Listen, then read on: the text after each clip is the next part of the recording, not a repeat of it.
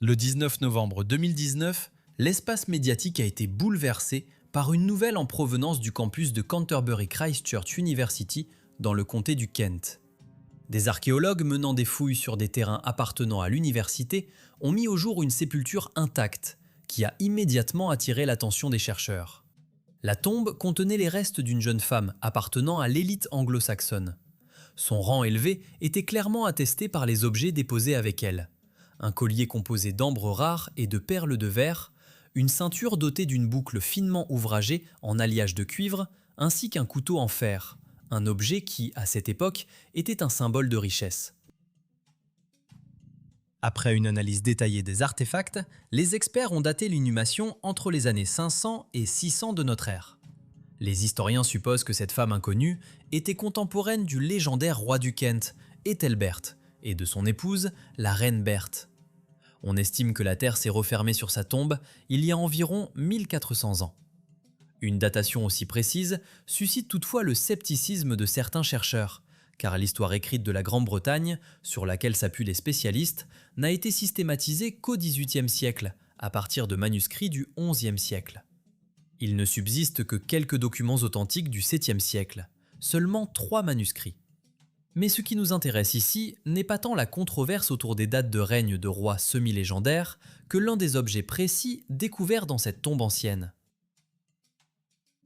Il s'agit d'une broche discoïde en argent incrustée de grenats semi-précieux.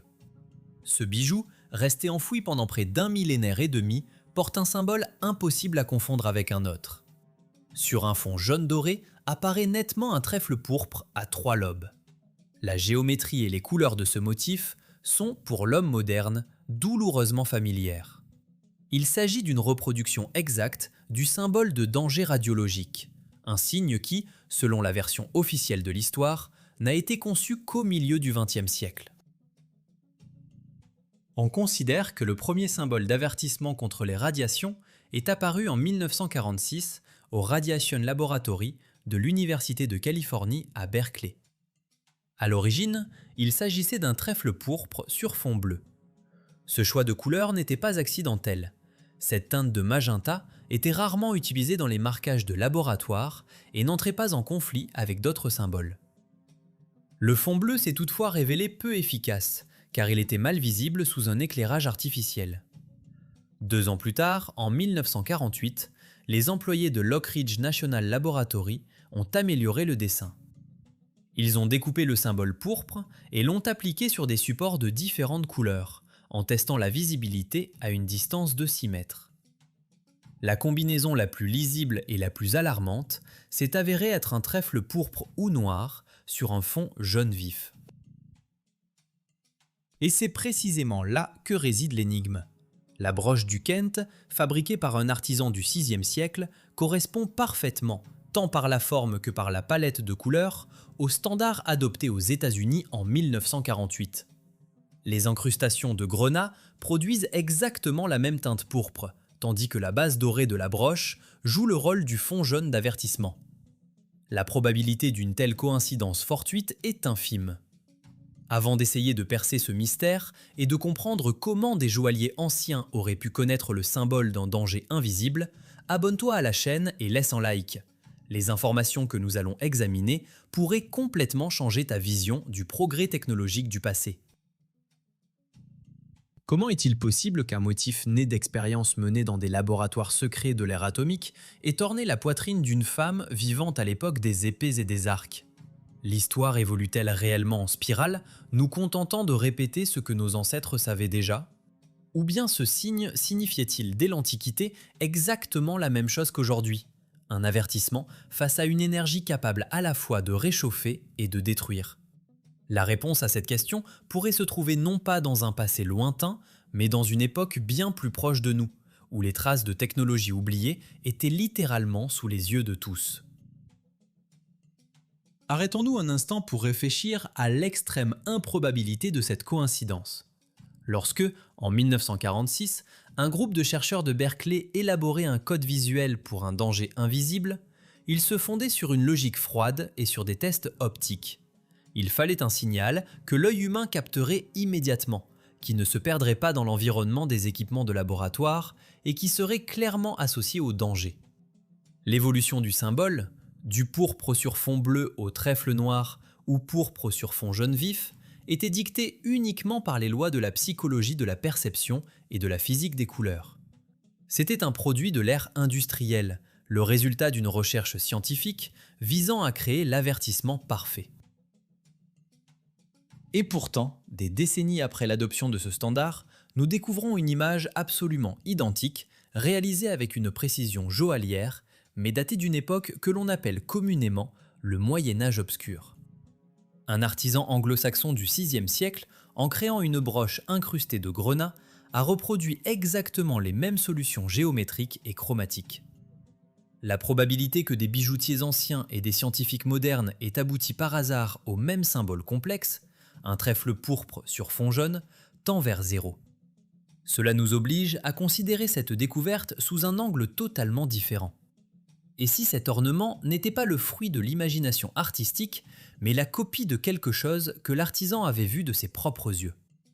Peut-être s'agissait-il de tenter de fixer des marquages présents sur des dispositifs ou des objets dont le sens s'est ensuite perdu ou a été mal interprété par les générations suivantes. C'est ici que nous entrons sur le terrain instable de l'historiographie officielle. On nous affirme que la femme a été enterrée au VIe siècle. Mais sur quoi repose cette certitude? Les fondements de l'histoire britannique, tels que nous la connaissons aujourd'hui, ont été posés seulement au XVIIIe siècle. Les historiens de cette époque se sont appuyés sur des manuscrits du XIe siècle, dont les originaux ont presque tous disparu. Il n'existe que 3 sources directes datant du VIIe siècle, et leur authenticité comme leur interprétation font encore débat. Cela signifie qu'une immense période, appelée l'histoire ancienne de l'Angleterre, est en réalité une reconstruction littéraire rédigée plusieurs siècles plus tard.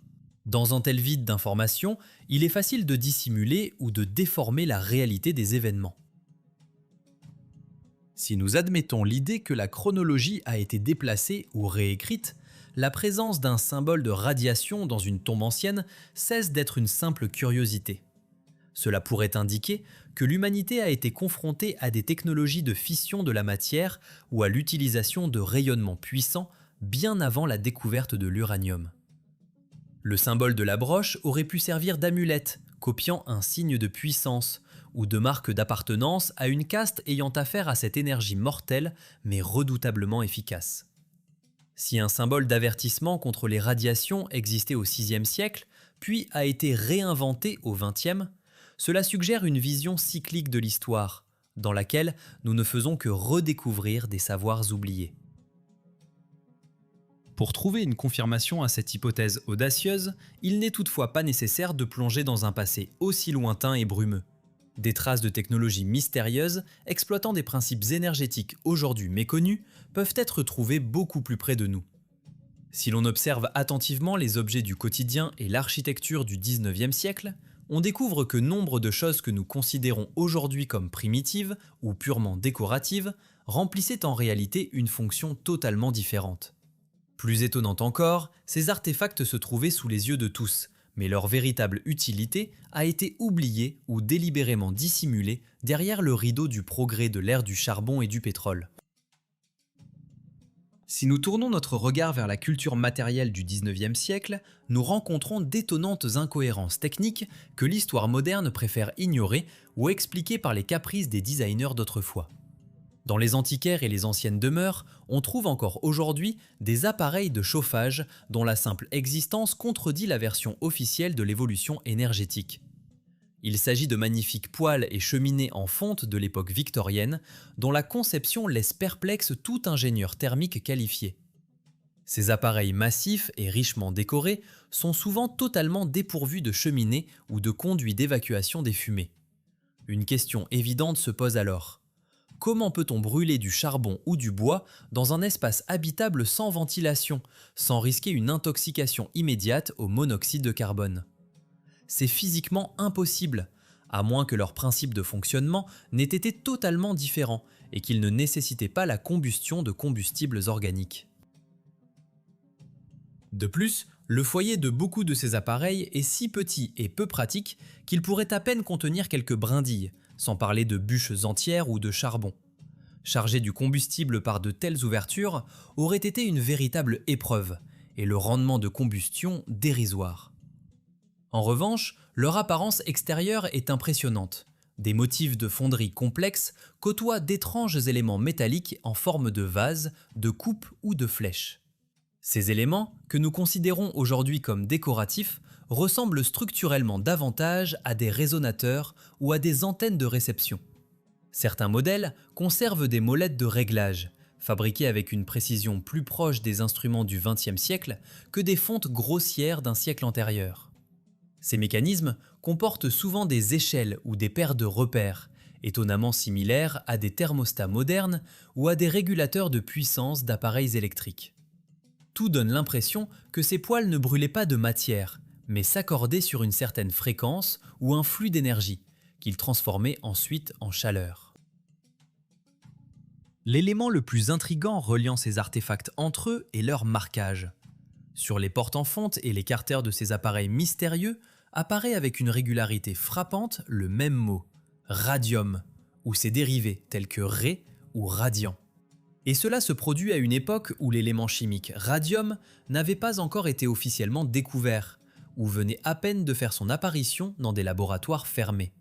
Pourquoi les fabricants baptisaient-ils massivement leurs poêles du nom de l'un des métaux les plus rares, et comme nous le savons aujourd'hui, radioactif ? La réponse pourrait se trouver dans une caricature très parlante du début du XXe siècle, qui a miraculeusement survécu jusqu'à nos jours et constitue un véritable manifeste de cette époque. Dans cette illustration satirique, on voit le magnat du pétrole John Rockefeller, entouré de ses amis influents, grelottant autour d'un poêle primitif pour tenter de se réchauffer. Ailleurs sur l'image, le roi de l'acier Andrew Carnegie brûle désespérément des liasses d'obligations précieuses pour obtenir un peu de chaleur, tandis qu'une famille ordinaire, dans le coin inférieur gauche, est contrainte de casser et de brûler ses propres meubles dans la cheminée. Ce sont des images saisissantes d'une crise énergétique et d'une dépendance totale aux combustibles fossiles. Mais dans le coin supérieur droit, le caricaturiste représente un homme parfaitement calme, se chauffant confortablement grâce à un appareil étrange. À l'intérieur, il n'y a ni feu ni charbon. L'appareil émet simplement une lueur douce et uniforme, et l'inscription « Radium » est clairement visible sur sa partie supérieure. Cet homme ne dépend ni des monopoles du charbon, ni des prix du pétrole, ni de la disponibilité du bois de chauffage. L'artiste oppose clairement l'ancien monde, fondé sur la combustion de ressources épuisables, à un nouveau, ou peut-être à un ancien monde bien oublié, reposant sur une énergie propre et sans combustible. Le terme radium est utilisé ici non pas comme la désignation d'un isotope dangereux, mais comme le synonyme d'une source de chaleur fonctionnant selon un principe radiant différent. Cela suggère qu'au XIXe siècle, le mot radium avait dans l'usage courant un sens totalement différent, qui a ensuite été remplacé. Si ces poêles avaient réellement contenu du minerai radioactif, leurs propriétaires n'auraient pas survécu plus d'1 an. Or, ces appareils ont chauffé des maisons pendant des décennies, au service de générations entières. Cela signifie que sous la marque Radium se cachait une technologie accessible et sûre, qui a ensuite été évincée et oubliée. Pourquoi donc un mot que nous associons aujourd'hui à un danger mortel figurait-il autrefois sur les appareils domestiques les plus ordinaires, avant même que les scientifiques ne parlent de radiation ? Et que signifiait-il réellement pour les gens de cette époque ? Le début du XXe siècle a été marqué par un phénomène qui, vu d'aujourd'hui, ressemble à une véritable hypnose collective ou à une immense expérience sociale. C'était une époque où une substance mystérieuse, tout juste baptisée, est devenue non seulement une découverte scientifique, mais aussi une marque omniprésente, un symbole de progrès et d'élitisme. Les étagères des magasins et des pharmacies croulaient sous des produits dont les étiquettes affichaient fièrement le mot « radium ». Et il ne s'agissait pas de produits industriels spécialisés, cachés derrière d'épais murs de plomb. Le radium est entré dans chaque foyer, a pénétré les sphères les plus intimes de la vie humaine, et est devenu une partie intégrante du quotidien de millions de personnes. Le marketing de l'époque était agressif et hypnotique. Les fabricants rivalisaient en proposant des dentifrices censés faire briller le sourire dans l'obscurité, et des savons promettant d'effacer non seulement la saleté, mais aussi les années du visage. Le chocolat additionné de radium était présenté comme une gourmandise raffinée redonnant des forces, et l'eau potable enrichie en isotopes radioactifs comme un élixir d'immortalité. Dans les brochures publicitaires, le radium était qualifié de lumière solaire liquide et de bâtisseur de vie, un don de la nature elle-même. On croyait que cet élément rechargeait les cellules du corps d'une énergie inédite, stimulait la circulation et offrait une jeunesse éternelle. Les ménagères achetaient de la vaisselle en argile spéciale, les médecins prescrivaient des compresses radioactives, et les géants de la cosmétique lançaient des poudres et des crèmes garantissant un éclat velouté. Dans ce carnaval de folie, un appareil se distingue particulièrement, car il échappe à la catégorie des inventions charlatanesques et nous ramène une fois encore au thème des technologies oubliées. Il s'agit d'une bouillotte portable produite par une entreprise du Michigan sous le nom de X-Radium. Contrairement aux crèmes et aux dentifrices, dont la présence d'un ingrédient actif était invérifiable sans instrument, cet appareil possédait un critère de fonctionnement clair, soit il chauffait, soit il ne chauffait pas. La publicité contenait une affirmation qui contredit totalement la physique moderne de la combustion, ne nécessite aucun combustible. La description précisait que le récipient embouti était rempli d'une substance spéciale capable d'attirer les rayons thermiques de l'espace et de les retenir. S'il s'était agi d'une supercherie, elle aurait été démasquée dès la première soirée froide. Si, en revanche, l'appareil fonctionnait, cela signifie que le terme radium désignait alors autre chose qu'un simple élément chimique. C'est ici que surgit la question clé. Cette folie collective était-elle le fruit de l'ignorance ou avons-nous affaire à une substitution délibérée des concepts ? La racine latine de ce mot signifie rayon ou rayonnement. Il est tout à fait possible qu'avant la normalisation officielle de la nomenclature chimique, le terme radium désignait toute technologie liée à l'exploitation de l'énergie rayonnante, cette même électricité atmosphérique ou cet éther dont nous avons parlé plus tôt. Les fabricants de chauffages éternels utilisaient un terme ancien pour décrire un principe fondé sur la concentration d'une énergie diffuse. Mais avec l'apparition d'un nouvel élément dangereux, un piège linguistique s'est refermé. Le concept sûr de chaleur rayonnante a été délibérément confondu avec un isotope radioactif. On a fait croire aux gens que la source d'énergie était une substance rare et coûteuse, et non un champ omniprésent. On nous dit que le radium n'était qu'un élément chimique dangereux, découvert par une grande scientifique au prix de souffrances héroïques. La science officielle affirme que c'est Marie Skłodowska-Curie qui a offert cet élément au monde, en payant de sa santé. Mais si l'on examine attentivement l'histoire canonique de sa vie et de ses découvertes, en mettant de côté l'enrobage émotionnel, la légende cohérente commence à se fissurer, révélant de nombreuses incohérences et contradictions logiques. L'histoire du héroïsme scientifique de Marie Skłodowska-Curie, telle qu'on enseigne à l'école, commence, à y regarder de plus près, à ressembler à un drame soigneusement mis en scène, où les faits cèdent la place à l'émotion. On décrit avec force détail les conditions dans lesquelles les travaux d'isolement du nouvel élément ont été menés. Il ne s'agissait pas d'un complexe de laboratoire moderne, doté de ventilation et de protection, mais en réalité d'un hangar abandonné de la rue Lomont à Paris. Ce bâtiment, utilisé auparavant comme morgue puis comme entrepôt, était totalement inadapté à des recherches scientifiques de précision. En été, la chaleur y était étouffante. En hiver, le froid y pénétrait jusqu'aux os. Et le toit fuyait à tel point qu'il fallait recueillir l'eau dans des seaux. Le chimiste Wilhelm Ostwald, qui visita les lieux, écrivit plus tard que cela ressemblait à quelque chose entre une écurie et une cave à pommes de terre, et que sans la présence d'appareils chimiques, il aurait cru à une sinistre plaisanterie. Dans cette écurie radioactive, Marie Skłodowska-Curie a passé les meilleures années de sa vie à accomplir un travail physique extrêmement pénible. Pour obtenir des quantités infimes de la nouvelle substance, elle devait traiter des tonnes de pechblende, un résidu de l'extraction du minerai importé de Bohême. Jour après jour, elle brassait elle-même des masses en ébullition dans d'énormes chaudrons en fonte à l'aide d'une barre de fer presque aussi grande qu'elle. Le local ne disposait d'aucune ventilation, et des vapeurs toxiques saturées de métaux lourds et de gaz radioactifs radon envahissaient l'espace. Elle respirait ce mélange mortel pendant des années. Ses vêtements, ses cheveux et sa peau étaient imprégnés d'une poussière aujourd'hui considérée comme l'une des substances les plus dangereuses au monde. C'est ici que nous rencontrons un paradoxe médical fondamental, inexplicable du point de vue de la radiobiologie moderne. Nous savons que les radiations sont impitoyables. Le syndrome d'irradiation aiguë, la nécrose des tissus et les cancers apparaissent inévitablement à forte dose. D'autres chercheurs de l'époque, comme Friedrich Giesel ou Otto Walkhoff, souffraient de brûlures graves et d'inflammation simplement en tenant brièvement un tube contenant des sels de radium ou en l'appliquant sur la peau. Leurs plaies ne cicatrisaient pas pendant des semaines. Marie, en revanche, se trouvait constamment à l'épicentre de ce rayonnement. Et pourtant, non seulement elle a survécu, mais elle est restée active. Plus encore, au plus fort de ses travaux, en 1903, alors qu'elle était enceinte, elle entreprit un voyage à vélo.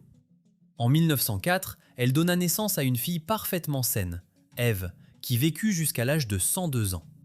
Marie Skłodowska-Curie elle-même est décédée à 66 ans, un âge étonnamment avancé pour quelqu'un censé avoir inhalé des tonnes de minerais radioactifs. Comment expliquer une telle sélectivité dans l'action des radiations ? Pourquoi une substance, dont des microgrammes tuaient d'autres personnes, a-t-elle épargné une femme qui l'a manipulée à la pelle et au levier dans un hangar sans ventilation ? Cette contradiction flagrante pousse à la réflexion. Et si toute cette épopée héroïque avait été largement exagérée, voire inventée a posteriori ? Peut-être que la concentration de substances dangereuses n'était pas celle qu'on nous décrit, ou que la nature même de son travail était tout autre. Le récit du sacrifice de toute une vie sur l'autel de la science pour quelques grammes de poudre lumineuse se prêtait parfaitement à la création d'un nouveau mythe. Pourquoi au juste une campagne de relations publiques aussi bruyante et mondiale était-elle nécessaire autour de la découverte d'un nouvel élément chimique ? Auparavant, les découvertes se faisaient discrètement, dans le cercle des savants, sans impliquer les ménagères ni les fabricants de chocolat. Peut-être que ce vacarme médiatique a été artificiellement créé pour étouffer et effacer de la conscience collective autre chose. Quelque chose qui portait également le nom de radium, mais dont la nature et la fonction étaient totalement différentes de celles du métal dangereux figurant dans le tableau de Mendeleïev.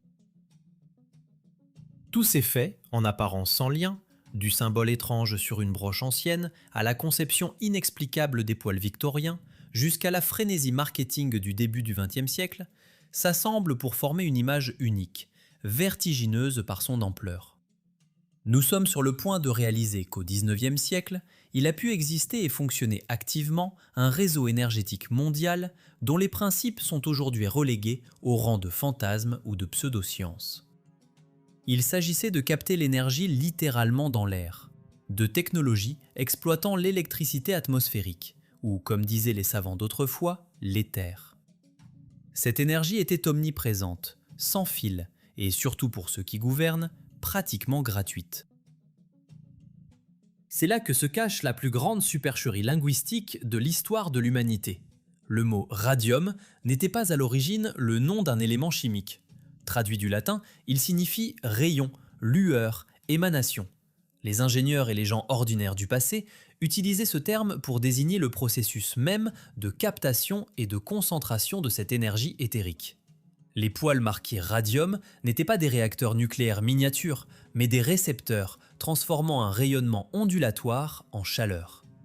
Le trèfle pourpre sur fond jaune, que nous percevons aujourd'hui comme un avertissement de mort invisible, pouvait, pour les peuples des époques passées, des anglo-saxons aux habitants du XIXe siècle, naître comme marquage technique indiquant la présence d'un champ énergétique actif ou d'un nœud de connexion à un réseau global.